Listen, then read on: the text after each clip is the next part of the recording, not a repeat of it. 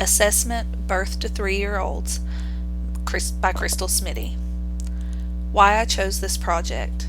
My entire professional experience has been with children aged 3 to 5 years old in a preschool setting. I have no experience with assessment and documentation procedures for infants and toddlers. I have always been curious about the process of assessing infants and toddlers, tools that are used to assess infants and toddlers, and how information is relayed to parents in a meaningful way. This project afforded me the opportunity to actively research more information about assessment in general and the opportunity to observe in an early Head Start classroom and see the assessment process firsthand. What did I learn? What is assessment? Assessment is the process of gathering information about children from several forms of evidence, then organizing and interpreting that information. Why do we assess? Assessment begins even before birth. We assess to diagnose, to determine placement, for instructional planning, and for program planning.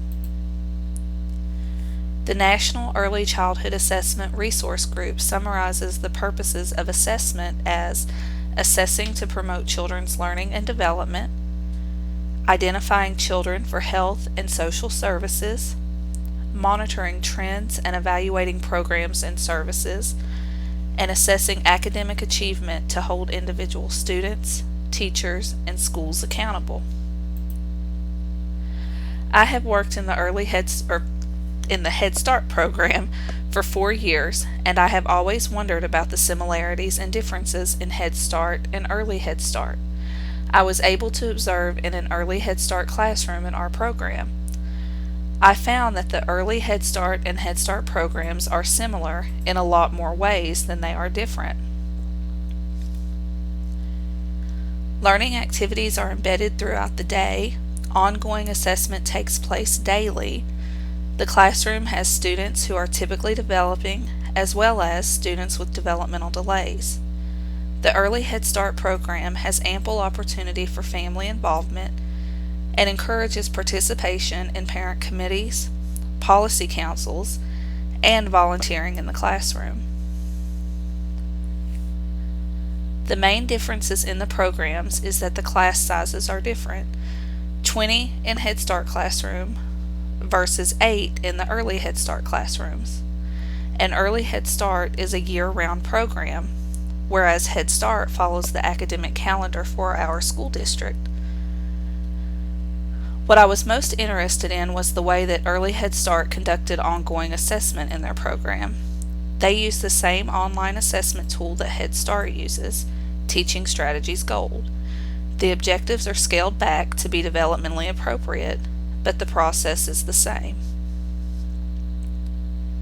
Information is relayed to parents daily in an informal way during parent pickup and formally 3 times a year during parent-teacher conferences.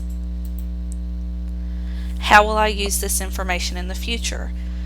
I have developed a new respect for the assessment process. I have always known that assessment was necessary, but had felt that I have spent so much time assessing students that I don't really teach them. Now I realize just how important the assessment process is at any age level.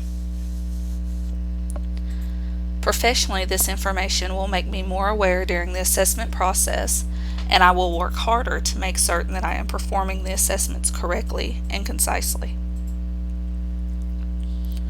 Finally, I feel more prepared to work with children birth through 3 years old.